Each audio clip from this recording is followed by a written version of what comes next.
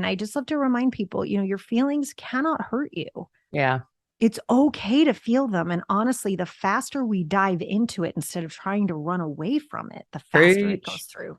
Amen. It's just so important. It's so important for us. And this is where I say women need women. Yeah. We really need each other to be like, you come here. We're getting some, just sit down for a sec. We're going to talk about this. We're going to give it 5 minutes and we're going to tell the truth. We're going to tell the truth. Tell the truth.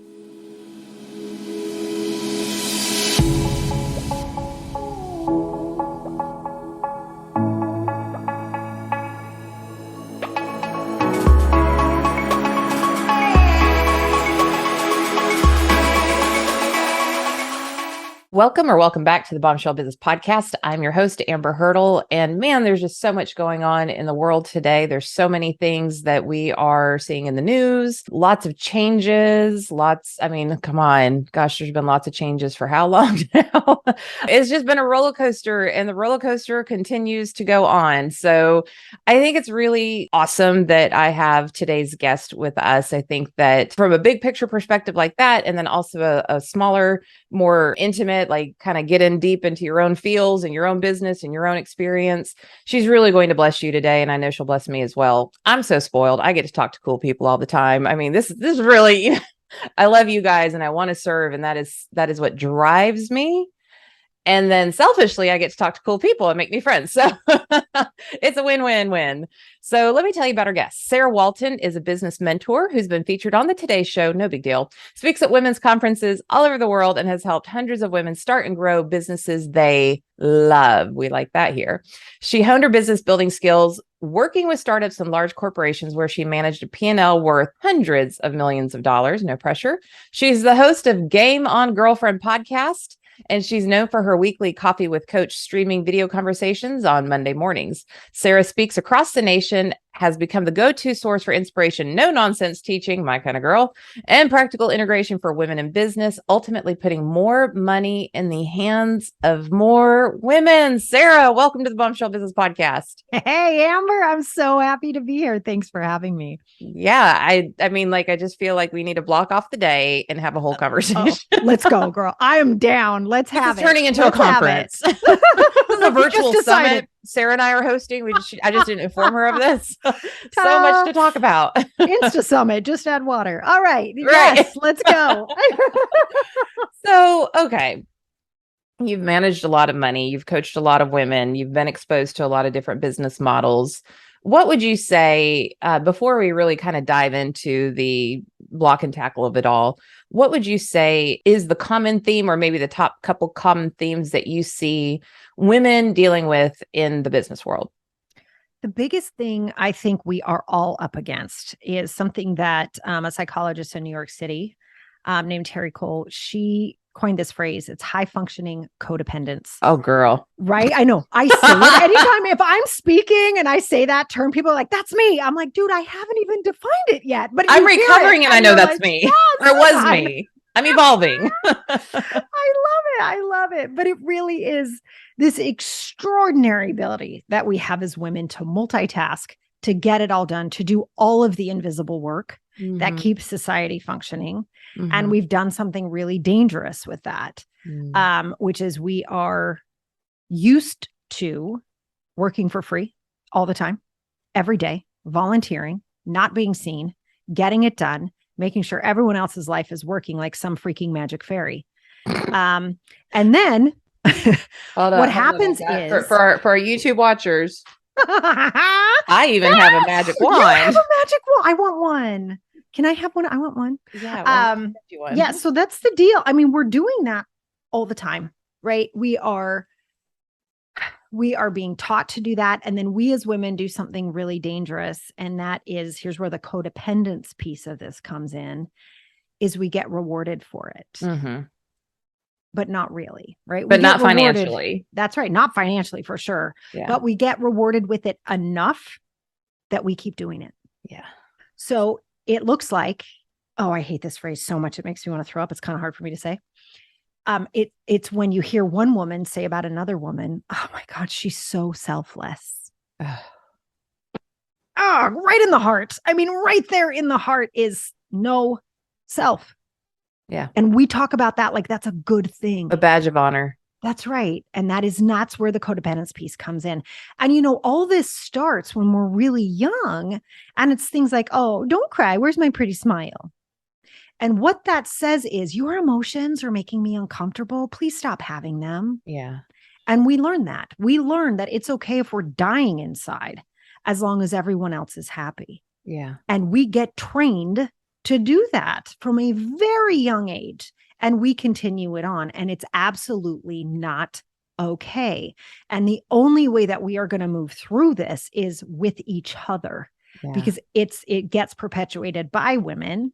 Right. And the rest of society is like, thanks so much, guys. If you guys could keep each other there, that'd be swell. Thanks. Yeah. Right. And we're like, okay, no. This is like us, arm in arm, loving each other up, being like, are you okay? What is happening over there? Yeah. And watching when you ask a friend, how are you? Watch how she talks about the kids. Watch how she talks about her husband. Watch how she talks about her house or about her projects. And you say, no, I asked about you. Yeah. And it will go quiet. Yeah. Because she'll be like, what? I don't know. One of the most profound and startling, and I don't even know what other descriptor word to use at this point, but I would say early-ish into my coaching experience as a coach. And I'm celebrating 10 years in October of being in business. And congrats. That's a lot. I'm sure you've coached a lot of women over the years. Yes. and like, I was so taken aback that when I asked somebody, like, who are you becoming? Who is it that you want to become? Like, what is it that you want for you? And so many times women would say, I've never even thought about that. That's the first time anybody's ever asked me, or that's the first time I've even given thought to that. And I'm just like, what?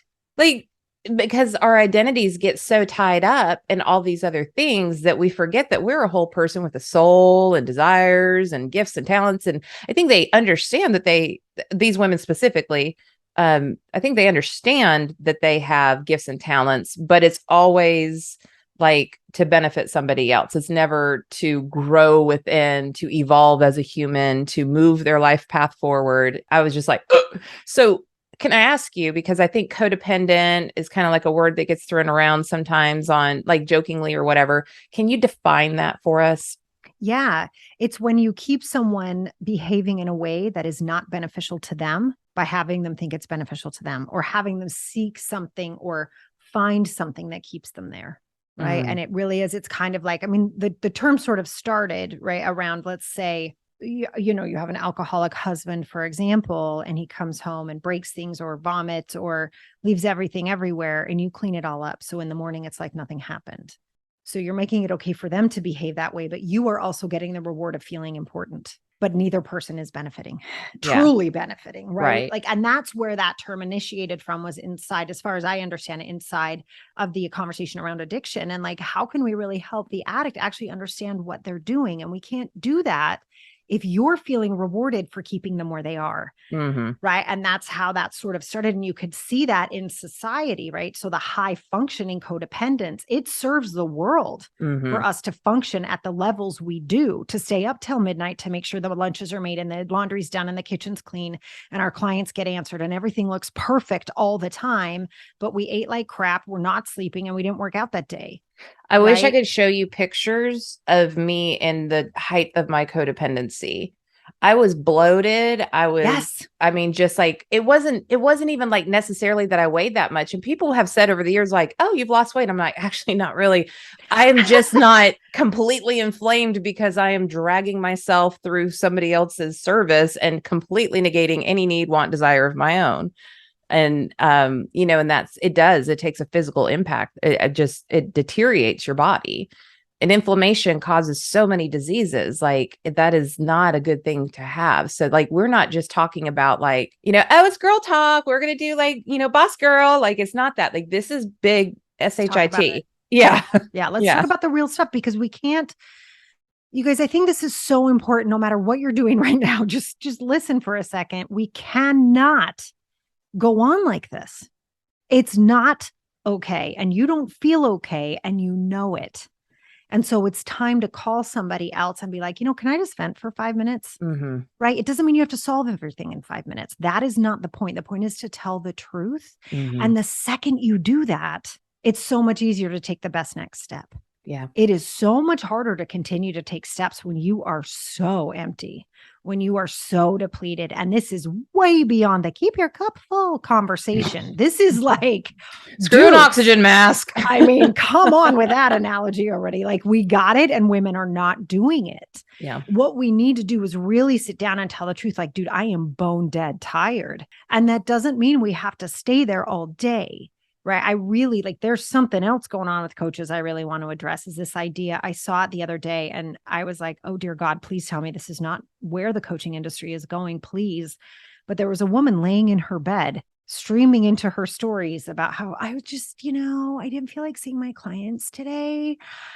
So I canceled everybody and they were so appreciative and they were so great about it. And I'm like, what are you role modeling? I was like, no. And it was like, this is self-care. And I'm like, no, that's called being irresponsible. That's right. That is role modeling. I don't feel like it. No. Coaches are actually, we do the opposite, which is I got that you don't feel like it. Let's talk about why you don't feel like it because it's probably real. And that's okay for us to address that. And we're going to address that. And then we're going to give it 5 minutes. You get to feel these feelings. We're not going to pretend they're not there. Yeah. And take the next step. I'll be here with you. 100%. Right. That goes together. And it just made me it just broke my heart. I was like, oh my gosh, what are we creating? So now we can't trust women to have a bad day. It's like, no, we're not going to perpetuate that. Sorry. No, we are the strongest. We are so smart. We are so capable. And what's happened is we've ignored how we're feeling.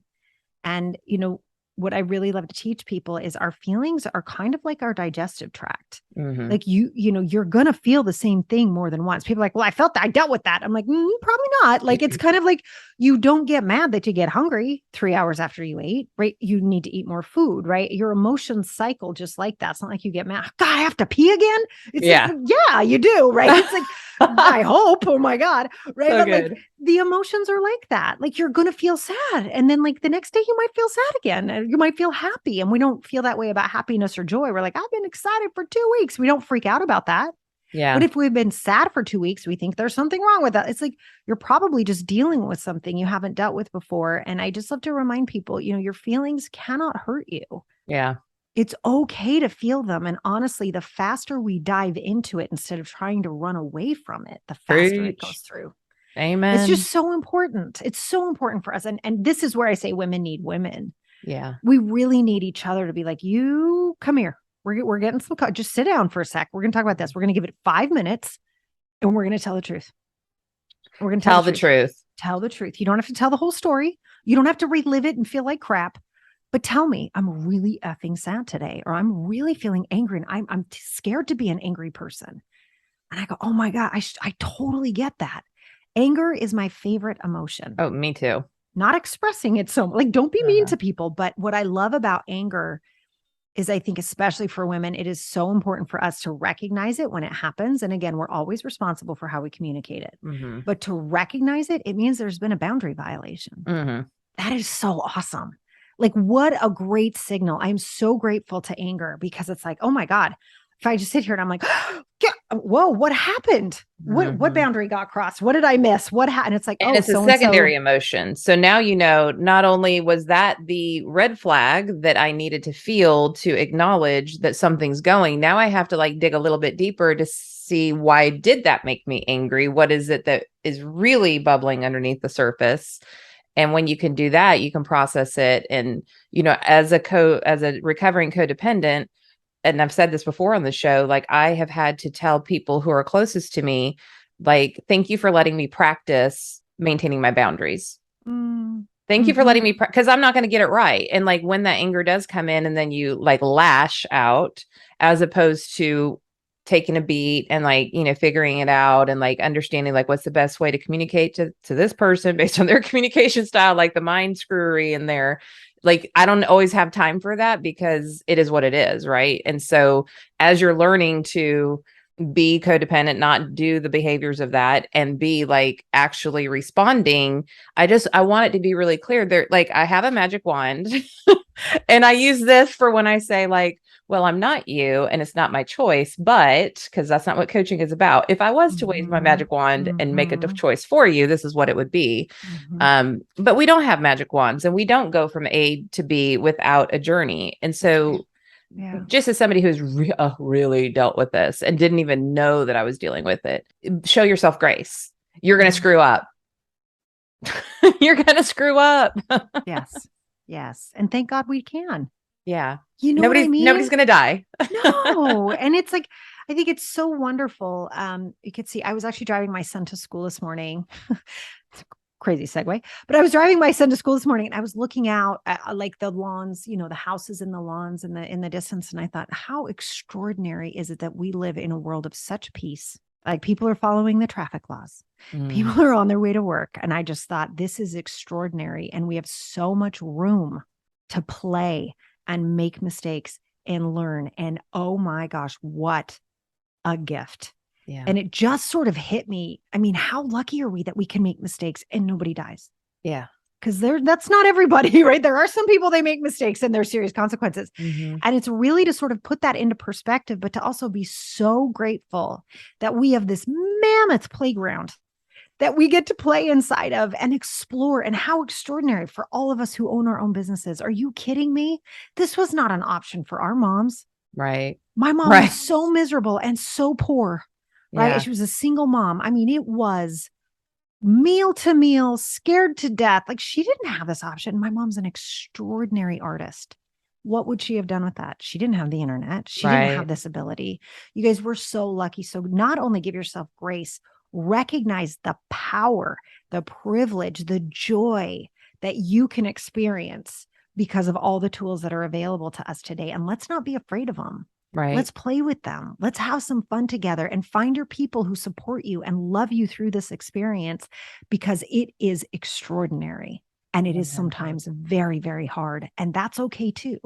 It's not like because it's a privilege, we have to act like it's perfect. It's Well, not, and it's really hard. It's scary too. And like, Mhm. again, just after a decade, it's kind of like, well, like the Facebook algorithm always changes, Yeah. the different tools that we use change, how things operate change. And like, used to be you could get a lot of organic reach, and now that's not a thing. It's always pay to play or almost always pay to play.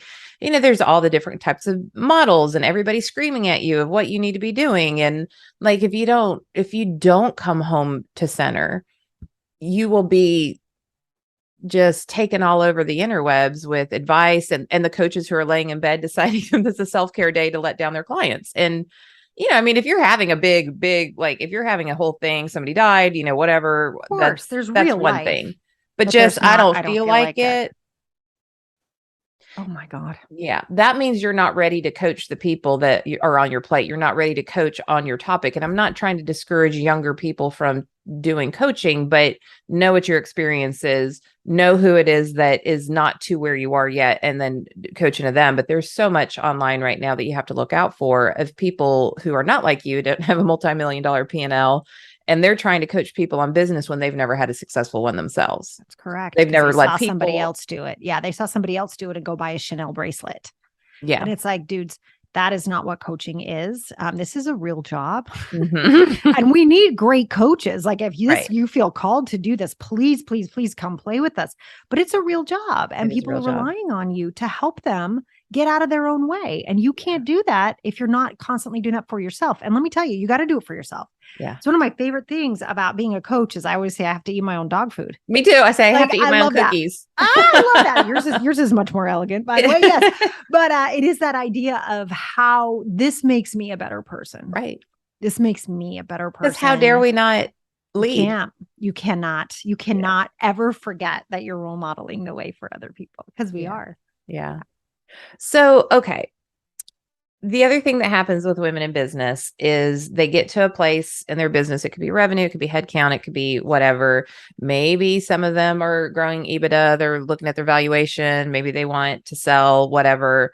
But I would say the majority of our listeners they've been maintaining their business for some time and that's just where they are. Mm-hmm. So to be clear, first of all, I want to make it, anybody who's listening, if where you are is your happy place and everything in your life is in balance and you want no more and you don't have a desire to grow, Do not let anybody pressure you into growing. If Speak you're, on it, sister.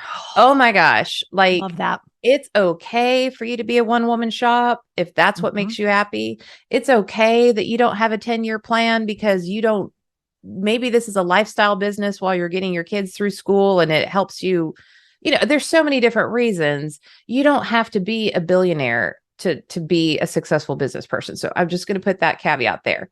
However, Sarah over here can help you grow if you want to. So why do women plateau? Why is that an issue for us?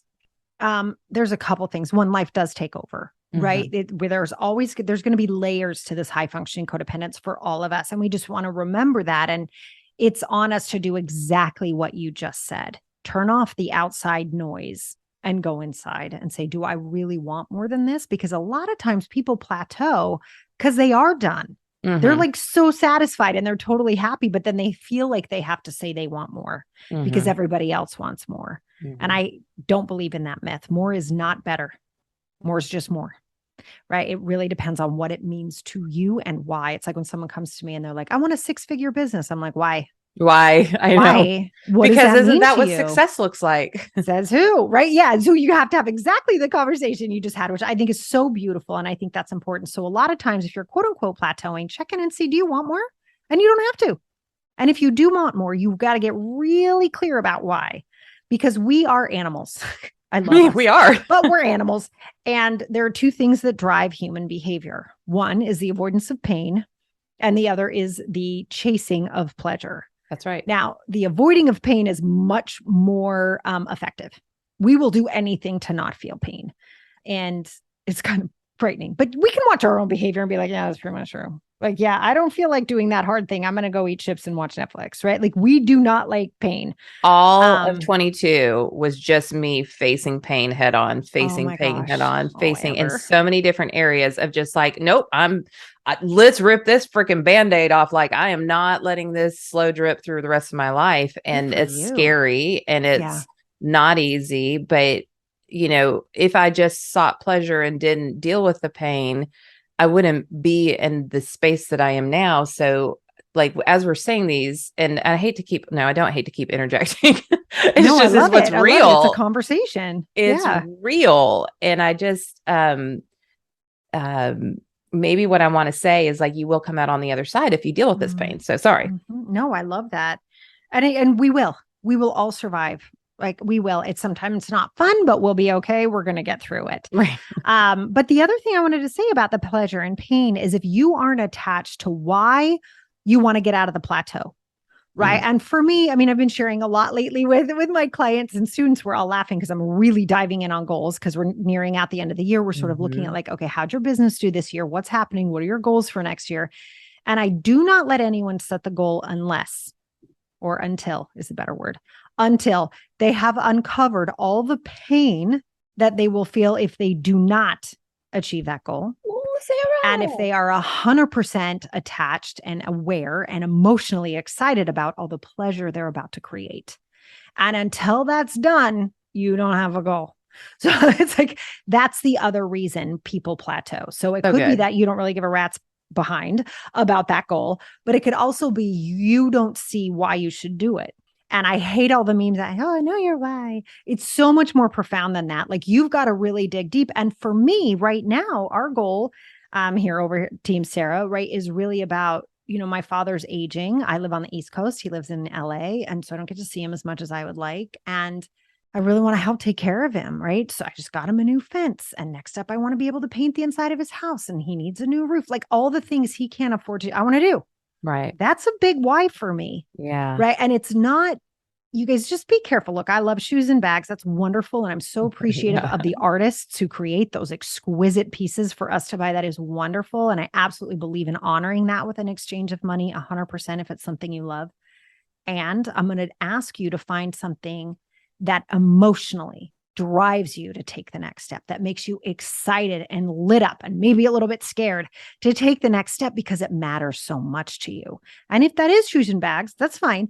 For most people, it needs to be more. For Mm-hmm. most people, it is my family, right? My daughter has type 1 diabetes, and it's like, dude, that insulin is no freaking joke, right? That's And when she right. got diagnosed, she gained 18 pounds and grew 2 inches in about 3 weeks, right? I was like, all right, new wardrobe, right?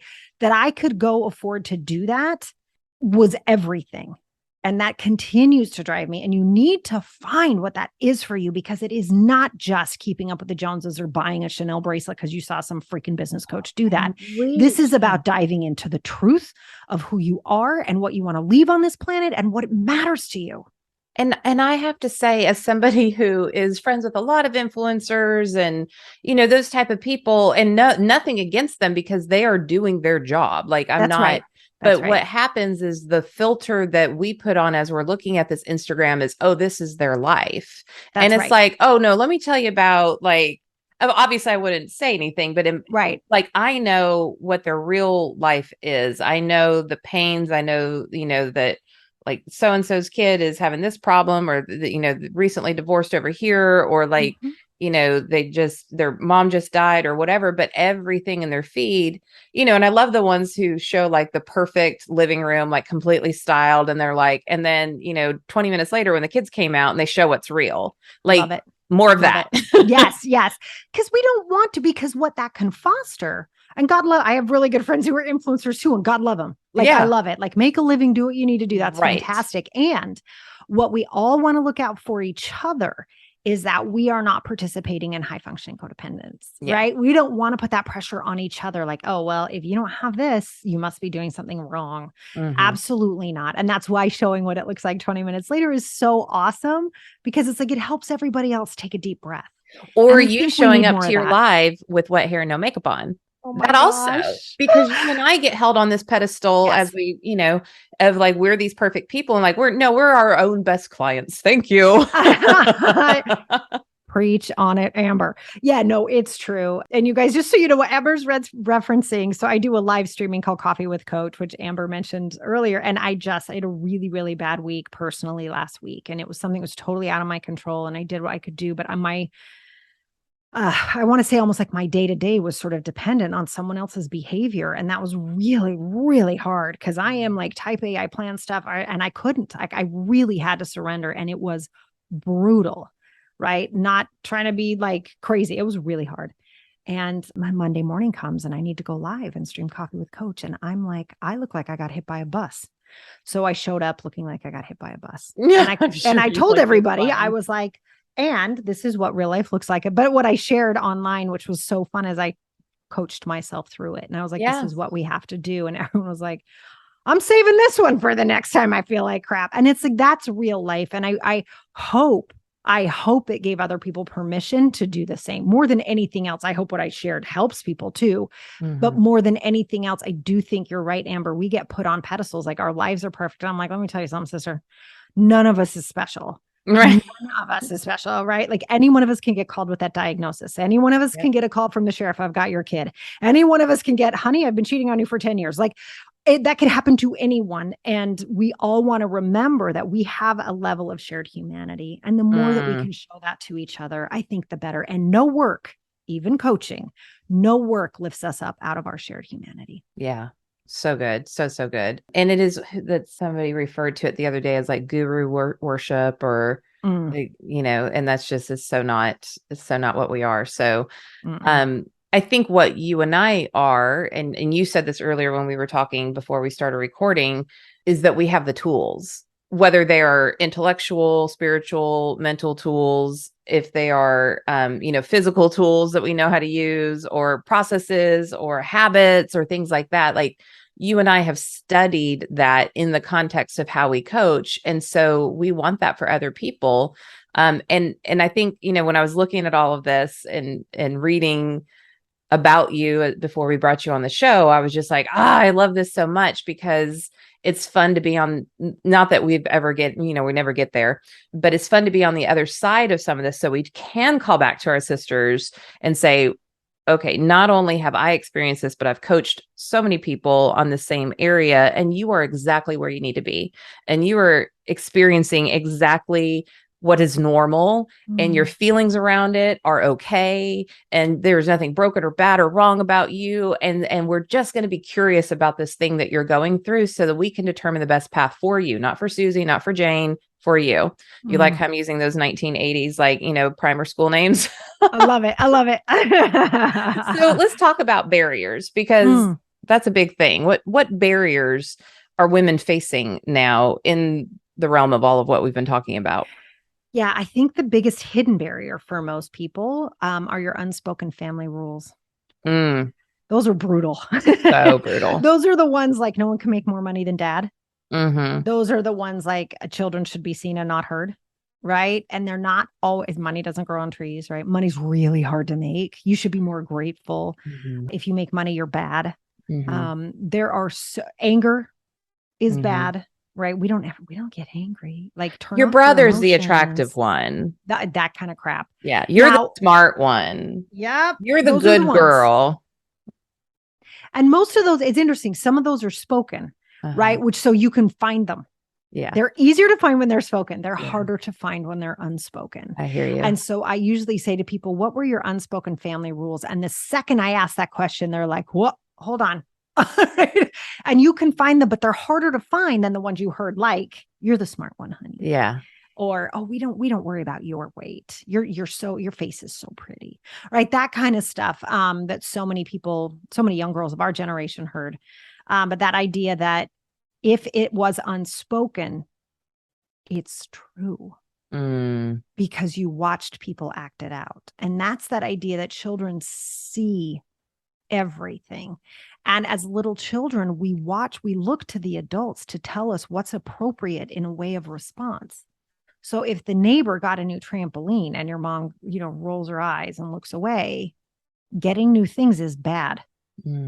Right? Shameful. That's right. And if she looked at the new trampoline and looked down at the floor like she was embarrassed, being poor is bad. Right? So you can pick up all that kind of stuff that you didn't even know you were picking up all through your childhood. And those are the unspoken family rules.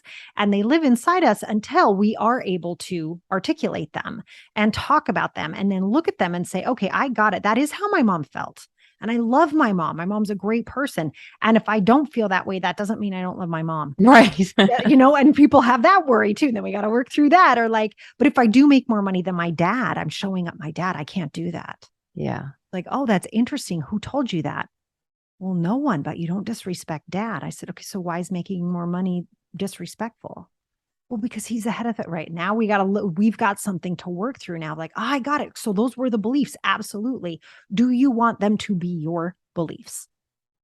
As an adult, you now get to decide, do you want to take those on as if they're true? And now people get to choose. And that exercise alone will remove more barriers. Like if you are somebody who's stuck at a certain level, like you have plateaued, you're like, nope, Sarah, I'm totally attached to the goal. Nope, I'm really raring to go. Nope, I really do want more. And you're like, I'm not doing it. Then we want to look at the unspoken family rules so that you can remove any of those invisible barriers from your path. And there is so much around that, around money. I've found there's, and have even experienced it myself. And listen, I've had nothing and I've had a ton. And, so it's not like, I don't think that there is a thing or a actual moment that shifts you from one season to another. I think it is really just being honest about, is it because you grew up poor? Is it because you watched your parents not manage money well? So the story you're telling yourself is, we are not responsible with money, or if I have money, I won't, be wise with it. I mean, these are things that have come through my practice for sure. It could be like, oh, if I outperform, and listen, being a powerful woman who makes more money than men. It's a different game, right? It is a different game. And we have to really look at ourselves and say, why does this matter? Yeah. What's happening here? What is the dynamic here that this matters? What unspoken rule of yours have I broken that this is uncomfortable for you? Right. And that's something, if we are in really great loving relationships, or even with our siblings or our parents, that's a question we can ask and really have that be received with curiosity and love and not feel threatening. It is something, boy, I've seen so often women who just explode financially and they get divorced. And it's really tough. And I see it so often. I see it all the time. And it's like, it's really interesting that who we chose when we got married isn't really who can go the long route, right? When we start to bump up against their unspoken rules. And they may or may not be aware of them, and that's on them. It's up to us to bring it to the forefront and talk. Or and that's on them. outshining or anything like that. Definitely can be tough. Yeah. And so then you have to make that choice of, am I going to enable this over here and continue to enable it, which is that codependency piece, or am I going to be true to myself and my desires and my hopes, wishes, and dreams and still be completely capable of being a loving mother, wife, whatever? But do I have to sacrifice this in order to make this okay? Or can this person just get okay with what's going on over here because there's nothing wrong with it? There's no it's tough break in values, Right. I mean, and that's where, that's where really great partnership comes in, or the unspoken belief will win. Yeah. And there's really not much we can do. It's kind of like leading a horse to water, sort of, right? Like someone has to want to expand. Someone has to want to shine next to you and go, oh my God, some of that's landed on me. Do it, go, do their right? work. That's Grow right. As and a we human. can't do that. We cannot do that for our clients. We can't do it for our spouses. We can't do it for our children, which sucks because it'd be great if we could control them. We cannot. It would be wonderful if we could do that for our families, but all we can do is role model. Yeah. And if there are times, I always warn people when they start working with me, I'm like, don't be mad. You might shed some friends. And it's not because they're bad people. It's 100. because you start having different conversations and they don't want to play. Yeah. Right. And so they get to have their path. Let's not judge their path. They get to have their path. That's okay. But you get to have yours too. And there's nothing wrong with them. And they're exactly where they want to be or where they need to be, or, none of that. That is not your business. That's right. That's right. And it's really hard when that's a spouse or a child or family members. It's really tough. And so it's really a conversation that I think every one of us will start to have when we're ready to really sort of look at what's happening around me. Who are my abundance blockers? And can I have them get excited about coming with me? Or do we need to sort of go our separate ways? And those are really tough conversations. And I wish we didn't have to have them, but we do. Yeah. Well, life is all about becoming. It is not a stale, stagnant puddle that you just sit in for the rest of your life. It is a moving river that just keeps going. So choose wisely, people. So let's talk a little bit about, we kind of touched on it with just some of the fake coaches and, insincere influencers, because there's good and bad in every category. Right. But the myth of success, what's the number one myth that we are telling ourselves about success? That it belongs to other people. Yeah. Okay. That's honestly, I wish it was longer than that, but that is really the thing. And I think the other thing that we like to believe about success is that it's doled on some people, that some people are special, that some people just sort of, they were born with the silver spoon in their mouth, or they have a special talent, right? Or they're so different from us. Now, it's really nice to believe those myths, because then you are not responsible for your own success. That's right. Right. And so that whole idea of it belongs to other people, that's very insidious, and it takes you off the hook. And I think the biggest mistake people make when seeking success is they don't start. They just don't start. They're like, I'll make plans, and they make plans and they take zero action. And that's the biggest mistake people make around success. So good. So before we wrap and we tell everybody where they can find you in your podcast and your live streams and all the great ways that you can get more of this good juju, because I don't know about you, but I have thoroughly enjoyed this conversation. Me too. Loved it. What is that last parting piece of advice that you would give to a bombshell, a bold, brave, unwaveringly confident, meaning we get back up, not that we ever get shook or we don't get shook, woman in business? You're worth it. I don't know what else to say. You deserve it. You're worth it. You deserve it. And the next step could change everything. I love it. So good. You are worth it. And if you have to put a Post-it note on your head and look in the mirror every single day, do it. Seriously. Do it. Do it. So there are a few resources that Sarah has to offer you. A freedom calculator. Can you just real high level tell us what that is? Oh my gosh, you guys, I love this so much. I had so many women who've come to me and said, how do I know when I've made enough money in my business? And I would say it's when you feel free. And they're like, but what does that mean? And I was like, let me create this for you. So it's a freedom calculator where actually you get to put in your own numbers. Nice. And actually calculate how much you need to make every single month in order to feel free. Like you can breathe and you can invest in advertising and you can like grow your business. You can save. What does that mean to you? And then on the back side of that worksheet, like, so you have the freedom calculator and then there's several pages behind that where I actually talk to you about how to start to bridge that gap and when to move the gap. Right. So once you hit that freedom number, what do you do next? And so that entire workbook is there for people to snag. Wonderful. Well, Bombshell, you can find her on Facebook. She's Sarah Walton Page. She can be found on Instagram, The Sarah Walton, Twitter, The Sarah Walton, and YouTube, Sarah Walton 1. All of that's going to be in the show notes, as well as a link to the Freedom Calculator, her podcast, everything you could possibly do to get more goodness from Sarah. Sarah, you are an amazing human. I'm so glad that you're in the coaching world and that you are leading women the way that you are. Thank you for being on the show. Thank you so much for having me, Amber. This has been an absolute joy. Bombshell, you know what to do. Leave a rating and review if you haven't. Share this with somebody who needs it, and we will see you on the next episode.